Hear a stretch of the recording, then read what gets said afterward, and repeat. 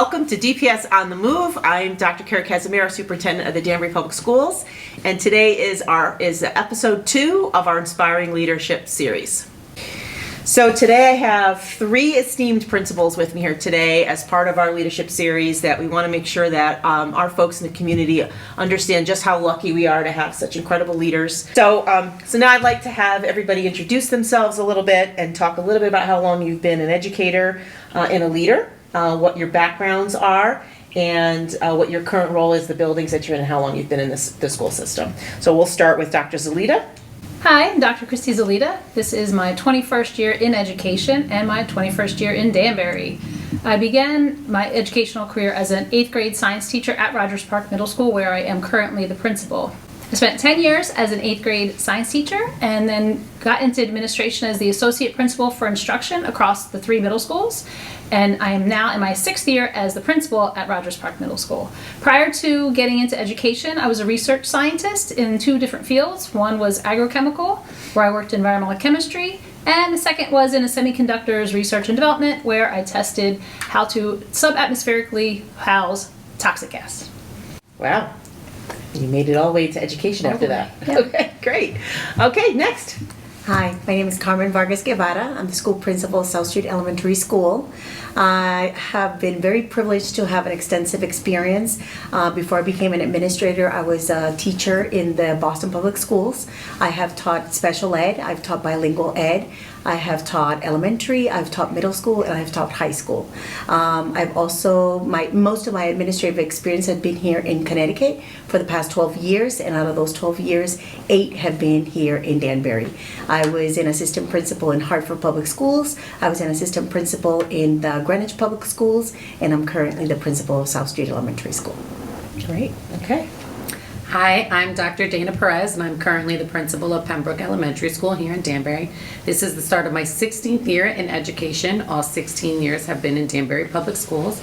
Prior to being a principal, I used to be an assistant principal at Rogers Park Middle School, also here in Danbury.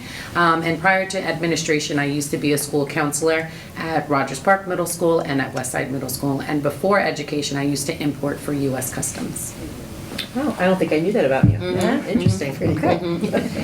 All right. So you each have been celebrated in some sort of leadership way in the last couple of years, whether it be a principal of the year, assistant principal of the year, blue ribbon school leader, and I'd like for each of you to take just a moment to kind of talk about those distinctions in the last couple of years, but then also, clearly something, you were trying to accomplish something en route to achieving those distinctions. So you're trying to move your schools, and clearly people recognize that, right? You had enough community buy-in, you had enough support from your colleagues, professional colleagues, to get noticed and recognized. You led initiatives in your building to create achievement dynamics for students that led to some of these awards.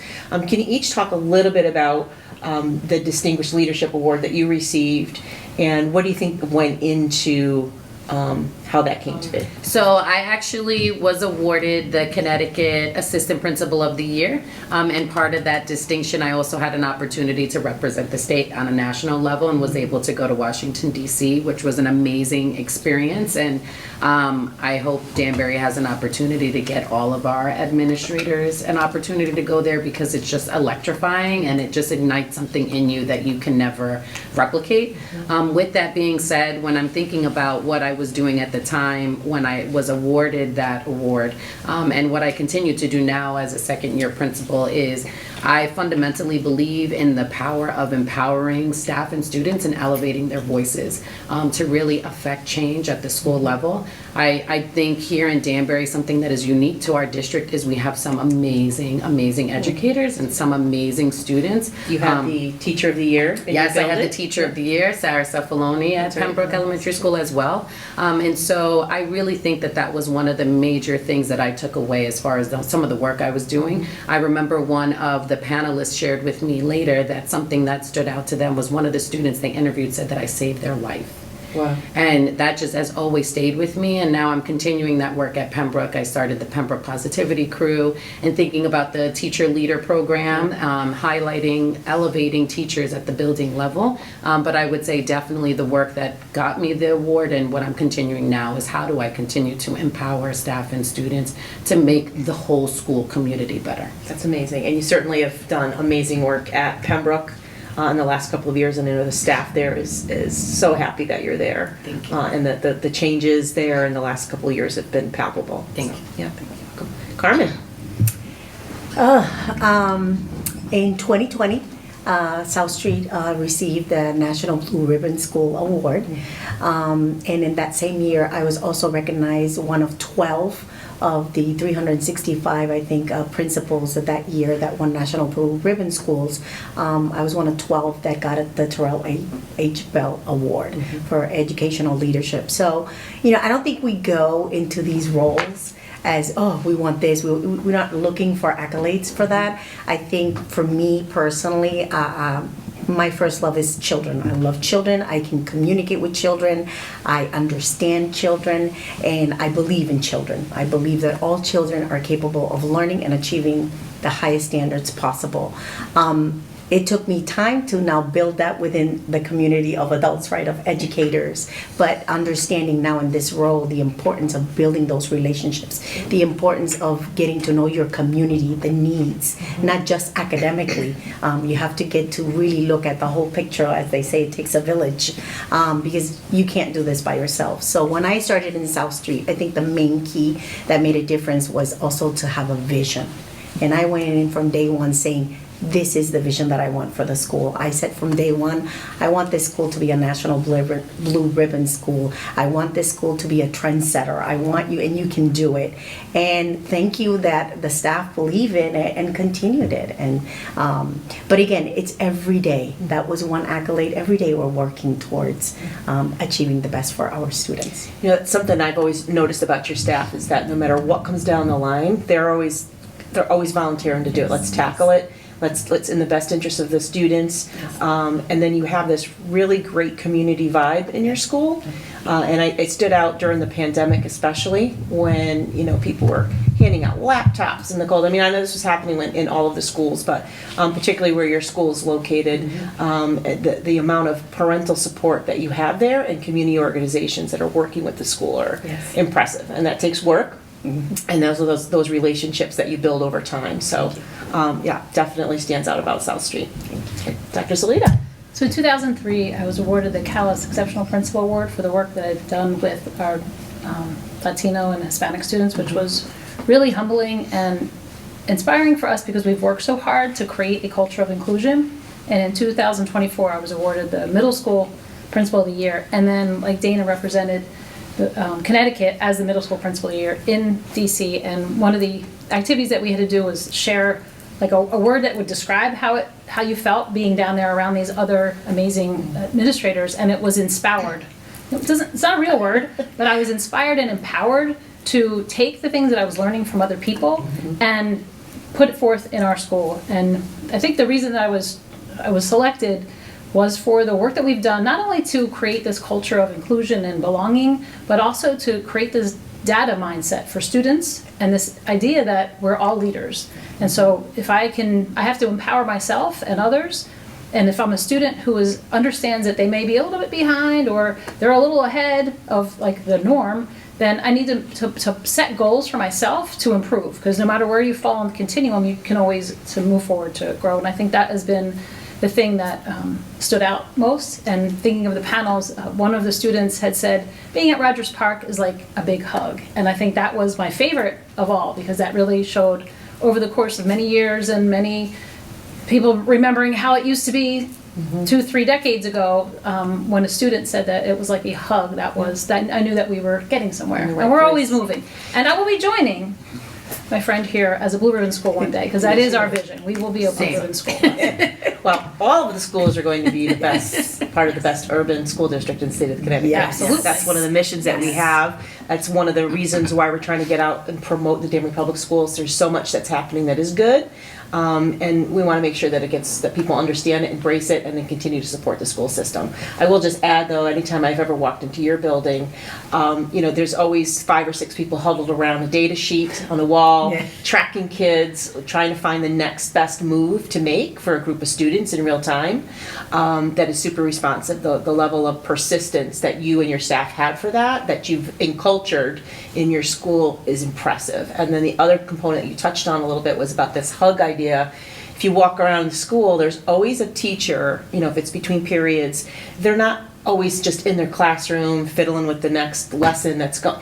They're in the hallway, they're at the door, they're having a conversation, like a real conversation with the students about something meaningful. Like you can tell that the relationships that the staff is building with the students really matter. And feed into the climate that you have in the school. So excellent. All right, great stories. And again, I'm always so impressed with the 3 of you. And Keisha Smith, Dr. Keisha Smith Davis was supposed to be here today, but she was not feeling well. She was another Blue Ribbon winner as well, and also Principal of the Year for Connecticut. So I think Danbury's racking up the awards, and we've got the market cornered because we have some pretty amazing principal leaders.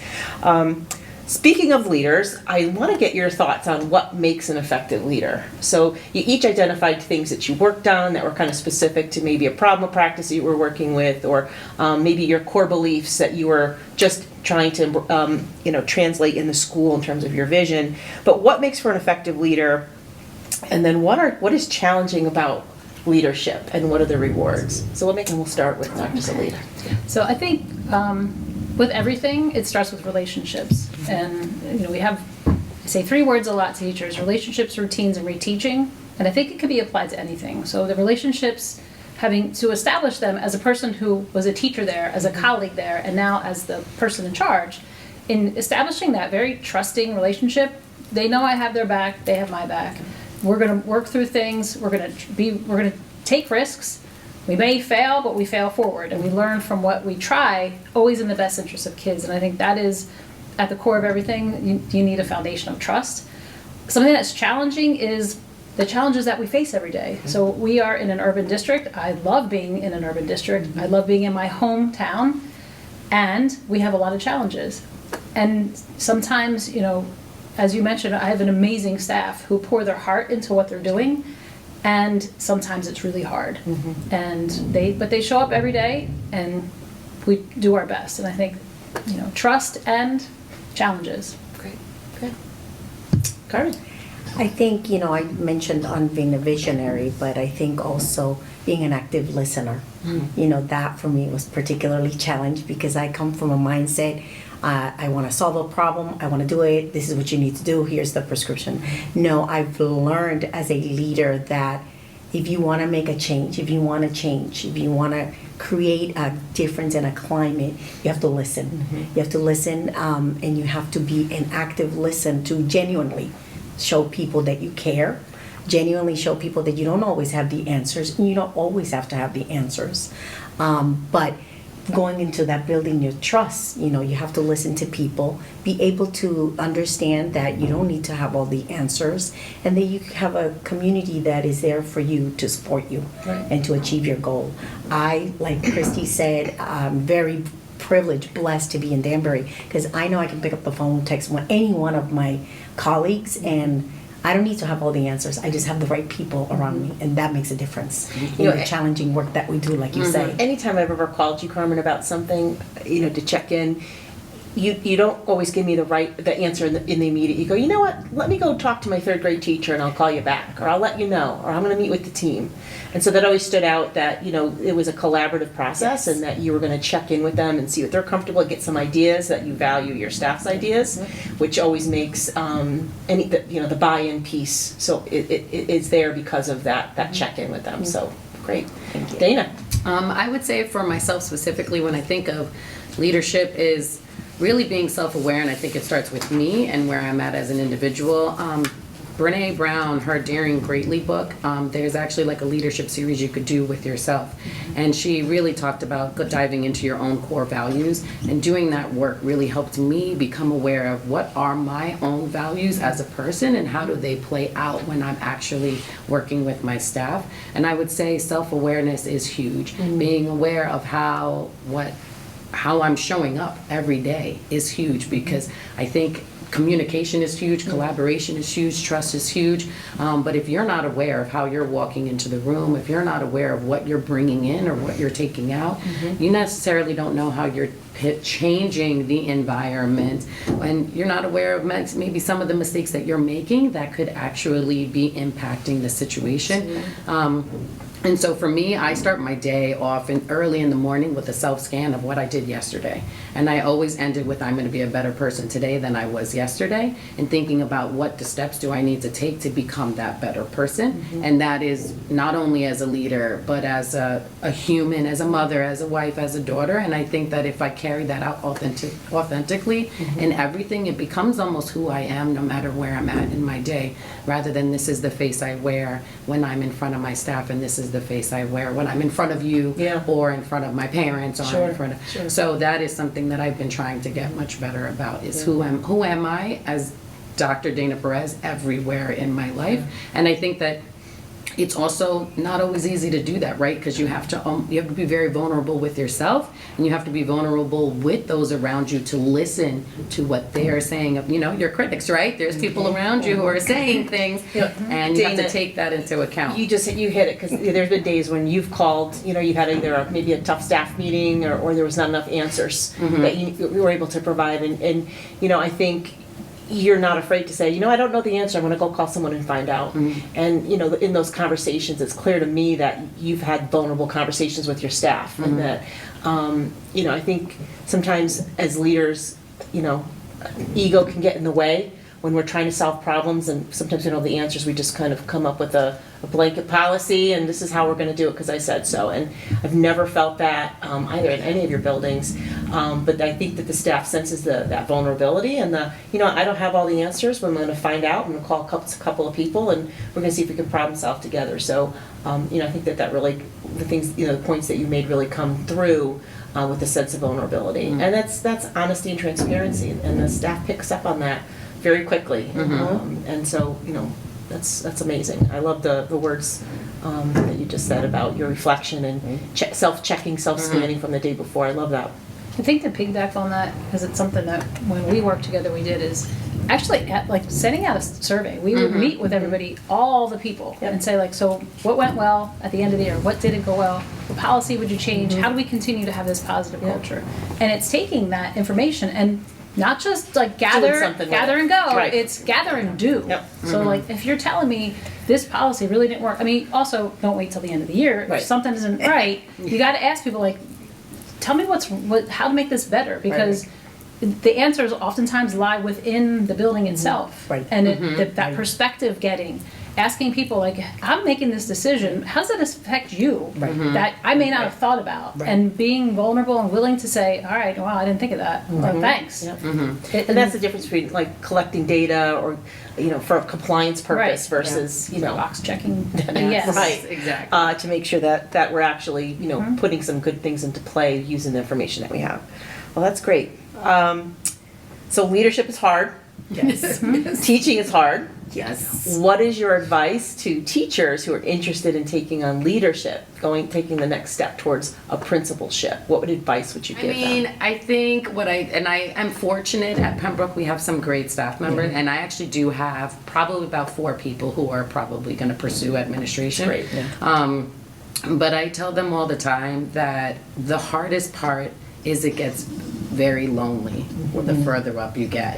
And you need to really work at finding your people that are not only going to tell you the good things, but identify some gaps in your thinking, and then also support you in how you can get there, right? And they may not be able to do it for you, but here are the people to call, or here are the ways you can go about that. And then the rest is on you and whether or not what you do with that information. But I think the hardest part is creating your cohort of mentors on your own the further up you get, because it does get very lonely. I would agree. Okay. I think great leaders are not born, they're made. And I also feel that successful or accomplished leaders are the ones that never wanted to be a leader in the first place, but they answered the calling, if you will. I never wanted to be a principal. I knew exactly what it entailed being an assistant principal, and I love being an assistant principal. But at the same time, I said to myself, I know this can be done. Like you said, urban schools is where I want to work. I want to show that, I don't need all these, you need this, you need certain things, and it's hard work. It's many late nights, right? And we don't get recognized for what we do. But I do think that great leaders are made, and great leaders are those that genuinely feel passionate about what they're doing and really truly want to make a difference, and they believe what they believe in. So if you want to be a leader or a principal because you want to keep going up the ladder, I'm sure you can do it. But if you want to be a leader that is influential, that makes a difference, that takes a lot of things within your heart to get there. 100% agree. Yeah. To add to that, because yes to all of what they said, and you better have thick skin because it's lonely and it's hard, and you're going to make a difference, and not everybody's going to like all the decisions that you make, and you have to be okay with that. If you know your core values and you know in your heart what you know is to be right, and you're willing to say, this is my decision and I stand by it, and you have the evidence to back it up, just be ready for people to try to knock you down. And you just smile and nod and tell them to have a nice day. Because people are going to have their own feelings, and it's their own lived experience. There's a lot of folks, especially in an urban district, where they didn't have the best experience when they were in school. So they come with this shield up, ready to I didn't have this great experience that we may or may not have had in school. And you have to understand that. And I think another piece is it's easy to get into, I'm doing this right now. And I remember that as a teacher coming out, I knew what it was like to be in my PLC and my team. Then I went, my bubble. And we were amazing. Oh, yeah, we were 8B and KJ, we were good. And then I walked out, I was like, oh, so people do things differently. Not better or worse, not going to be judgy, but people do it differently, and that's okay. Let me see a different perspective. And I think always trying to look at another perspective, which is hard when you're in the classroom. It was hard stepping out of it, but to add to what they said, that piece of thick skin and perspective. For sure. So we ran for the last couple of years, we're a little bit on hold right now with our Delta Aspirant program, but that is where we've had teacher leaders who want to step up and dip their toe into the leadership realm. They could be just being teacher leaders in your own building. They could be someone who's interested in has been doing a lot of committee work, comes to your data team meetings, and so we provided some venue and scaffolds for them to hone in on some of those leadership skills and to be able to have some conversations about what it takes to be a leader, and help them shape their thinking about who they are as a leader. And one of the things that when folks come into the program or even trying to get into the program that we look for is, when we say, what are your goals? What are your leadership goals?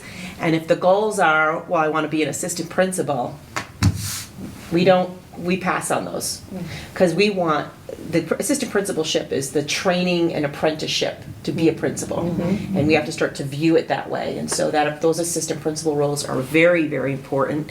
We need more of them here in the Danbury Public School system, particularly at the elementary level, and as Dana kind of alluded to, but that is the training ground for the principalship. And so it's a very important job that allows the principal to be an instructional leader and allows them to handle certain things, but also helps someone else develop the skills needed to sit at the top seat, which is not an easy role. And so the more training we give to folks who are serious about taking the principalship, the better off that the district is. Because there is a shortage of administrative leadership in the state, period. Mm-hmm. So we're very lucky to maintain and keep the good folks that we have, but we have to think about ways to bring along other folks who are interested and really nurture their talents. Okay, so the last question is, when I proud to sit with leaders such as yourself. I know that your leadership journey never ends right where it is here, right? You are three people who have evolved over the years. You've had a variety of backgrounds and experiences. So I know there's no way you're sitting put, resting on your laurels. I know that's not your way. Where do you see yourself in 5 years? Okay, and what are things that you're working on for your own professional growth journey? Like, what is it that you're working on for you right now? We'll start with this. So I think anywhere I'm able to deepen and strengthen, whether it's a school or a district. First of all, you have to say, I'm still going to be in the Danbury Public Schools. Because Okay. I would love to see myself helping replicate some of the successful things that I've been able to do in our school, and seeing other folks and what they've been able to do, and kind of build that strength and resilience across and among schools. And having been down to DC and now with a wider network of folks, finding ways to have an impact across our larger community.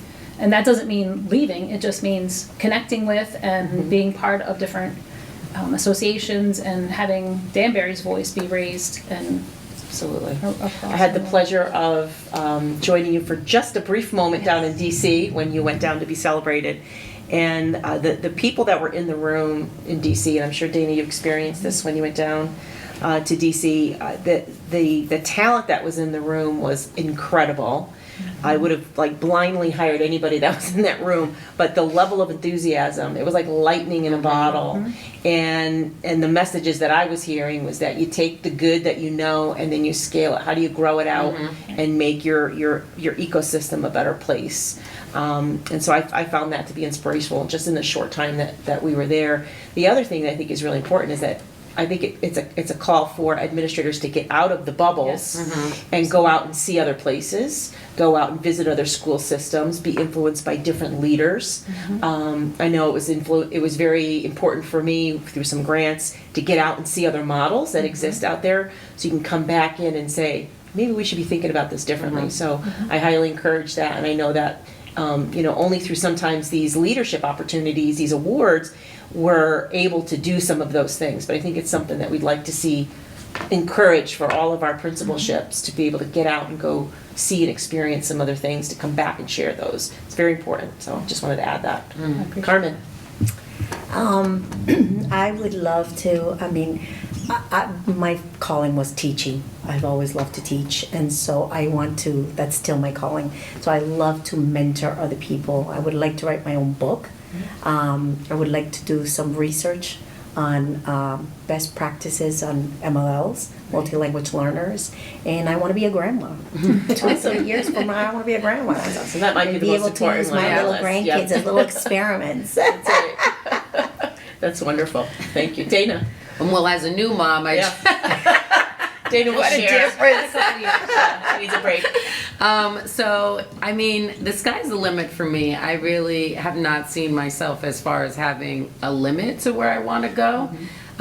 All in Danbury. Thank you. Good answers. That's where I'm at. I'm interested in going back to working with Christy at some point as a middle school principal at some point, but there's a lot of work I still need to do at Pembroke, and we're an amazing school, and I have big dreams for us. At some point I don't know if I'll ever leave the school. That's always the hardest part is, central office versus the school building, whereas I love the school building.